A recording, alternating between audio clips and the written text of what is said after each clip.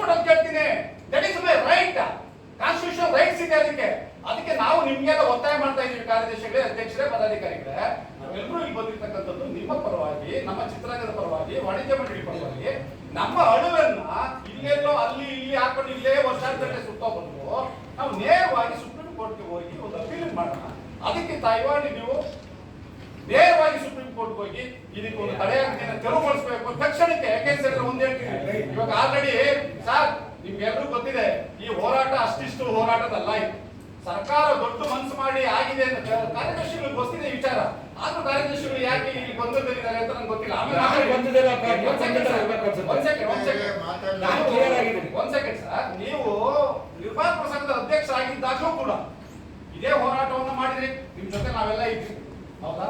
ಇವತ್ತು ಸರ್ಕಾರ ಆದೇಶ ಮಾಡಿದ್ರೆ ನಮ್ಗೊಂದು ಉಡುಗೊರೆ ಕೊಟ್ಟಿದೆ. ಅದು ಆ ಉಡುಗೊರೆಯನ್ನು ನಾವು ಸ್ವೀಕಾರ ಮಾಡಕ್ಕಾಗ್ತದೆ. ಯಾರೋ ಒಬ್ರು ಇಬ್ರು ಹೋಗಿ ಬಂಡವಾಳಶಾಹಿಗಳು, ಕ್ಯಾಪಿಟಲಿಸ್ಟ್ಗಳು ಹೋಗಿ ತಡೆ ಹಿಡಿದ್ಬಿಟ್ರೆ ಅದನ್ನ ನಾವು ನೆಕ್ಸ್ಟ್ ಬೆಂಚ್ ಹೋಗ್ತೀವಿ, ಸೆಕೆಂಡ್ ಬೆಂಚ್ ಅಲ್ಲಿ ಸ್ಟೇ ಸಿಕ್ತು, ಥರ್ಡ್ ಬೆಂಚ್ ಹೋಗ್ತೀರಾ, ಹೋಗ್ತಾ ಇರುತ್ತೆ 5 ವರ್ಷ. ಇದು ನಾನು ಸುಪ್ರೀಂ ಕೋರ್ಟ್ ಹೋದ್ರೆ ಮಾತ್ರ ಸಾಧ್ಯ.